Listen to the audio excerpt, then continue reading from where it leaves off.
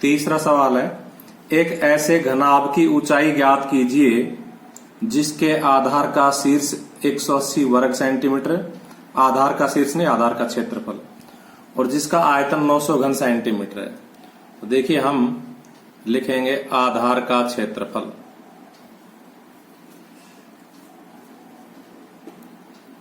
और वो हमसे दिया हुआ है 180 वर्ग सेंटीमीटर। घनाभ का आधार आयताकार होता है, इसलिए इसके क्षेत्रफल का सूत्र हो जाएगा लंबाई गुणा चौड़ाई, क्योंकि आयत का क्षेत्रफल लंबाई गुणा चौड़ाई होता है, बराबर 180। फिर उसने दिया जिसका आयतन 900 घन सेंटीमीटर, तब लिखेंगे आयतन बराबर 900 घन सेंटीमीटर। यहां आयतन का सूत्र लिख देंगे, तो घनाभ के आयतन का सूत्र क्या होता है, लंबाई गुणा चौड़ाई गुणा ऊंचाई बराबर 900। देखो लंबाई गुणा चौड़ाई का मान 1 में 180 है, अतः इस लंबाई गुणा चौड़ाई की वैल्यू यहां 180 रख देंगे हम। तो क्या लिखेंगे 180, और ऊंचाई हमें ज्ञात करनी है, बराबर 900 कहां से रखा है, 1 से। अब समीकरण जो हमने दूसरी प्रश्नावली में सिखाई थी उसके हिसाब से ऊंचाई चाहिए, तो 180 का उधर जाके भाग हो जाएगा, तो ऊंचाई बराबर कितनी आ जाएगी, 900 बटा 180, तो 18 पंजे 90। इस तरह से उस घनाभ की ऊंचाई 5 सेंटीमीटर आ गई।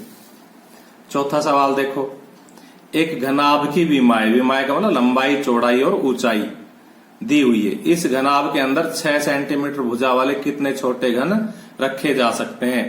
तो सॉल्यूशन में हम क्या लिखेंगे, घनाभ की विमाएं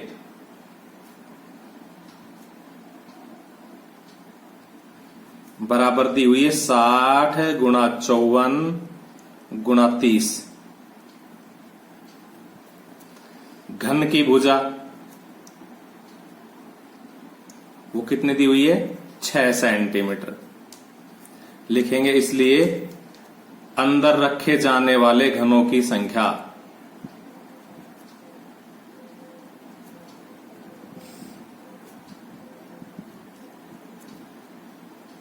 और इसका सीधा सूत्र होता है, जिस वस्तु में रखना हो उसके आयतन में और जो छोटी वस्तु रखनी हो उसके आयतन का भाग दे दिया जाता है, अर्थात घनाभ का आयतन,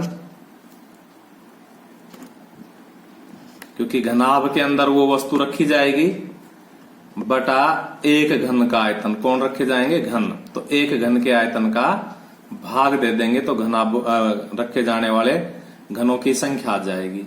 तो देखो घनाभ का आयतन 60 गुणा 54 गुणा 30, लंबाई गुणा चौड़ाई गुणा ऊंचाई होता है। घन का आयतन, घन की भुजा 6 है, तो 6 गुणा 6 गुणा 6 भुजा क्यूब होता है। इनको कैलकुलेशन कर दो, देखो 6 पंजे 30, 6 निम्मे 54 और 6 ढाई 60, गुणा करो, देखो 9 पंजे 45, 45 के आगे 0 लग जाएगी, तो 450 घन आंसर। पांचवा सवाल देखो, एक ऐसे बेलन की ऊंचाई ज्ञात कीजिए जिसका आयतन दे रखा है और आधार का व्यास दे रखा है। तो यही से शुरू करेंगे, लिखेंगे व्यास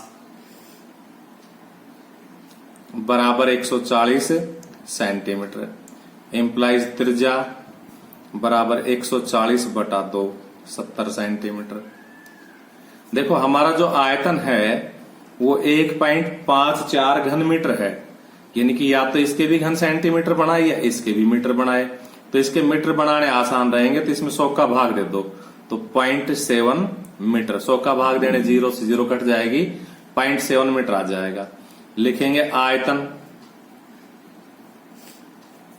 बराबर 1.54 घन मीटर। आयतन के नीचे आयतन का सूत्र रख देंगे, क्या, पाई आर स्क्वायर एच, ये बेलन का आयतन होता है, बराबर 1.54। इसमें मान रख दो, तो देखो पाई का मान 22/7 होता है, आर का मान 0.7 गुणा 0.7, एच उसने ऊंचाई पूछी कि बेलन की ऊंचाई बताओ, बराबर 1.54। तो हम यहां से एच रख लेंगे, बाकी सब उधर चले जाएंगे। तो देखो 7 से 7 कट के 0.1 आ जाएगा, तो तो 1.54, ये 22 का भी भाग लग जाएगा, ये 0.7 का भी भाग लग जाएगा और ये 0.1 का भी भाग लग जाएगा। तो देखो इस पॉइंट को हटाएंगे तो ऊपर 10 चला जाएगा, इस पॉइंट को हटाएंगे तो ऊपर 10 चला जाएगा और इस पॉइंट को हटाएंगे तो नीचे 100 आ जाएगा, क्योंकि यहाँ 2 अंक है ना दशमलव के बाद, इसलिए 2 जीरो लगेगी, 100 आ जाएगा। तो ये दोनों जीरो इन दोनों जीरो से कट जाएगी।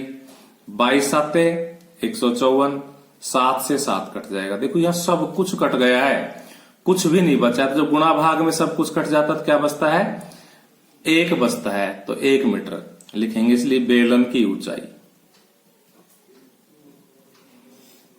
बराबर 1 मीटर आंसर।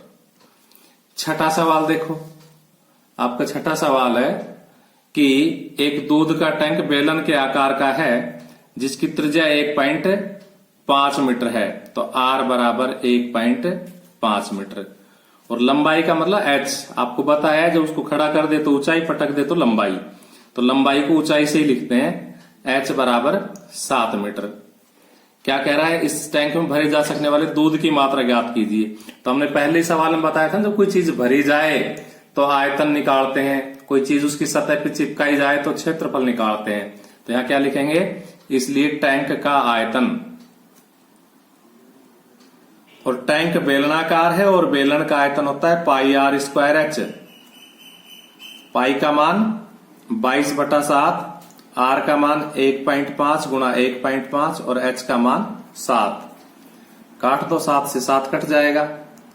हमारे पास क्या आ जाएगा, 15 गुणा 15 225 और 225 को 22 से गुणा करेंगे। देखो 22 पंजे 110 हासिल 11, 22 दूनी 44 और 11 हासिल के 55, फिर 22 दूनी 44 और 5 हासिल के 49। एक और एक 2 छोड़ के दशमलव लगा देंगे। अब 1 घन मीटर में 1000 लीटर होता है, इसलिए इसको 1000 से गुणा कर देंगे।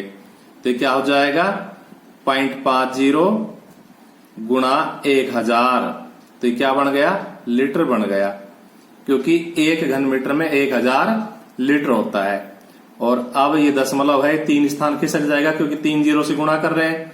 तो देखो 49, 5 0 और 0, तो यहां से 3 अंक खिसक गया ना, तो इतना लीटर हो जाएगा। तो उस टैंक में कितना पानी आएगा, 49,500 लीटर।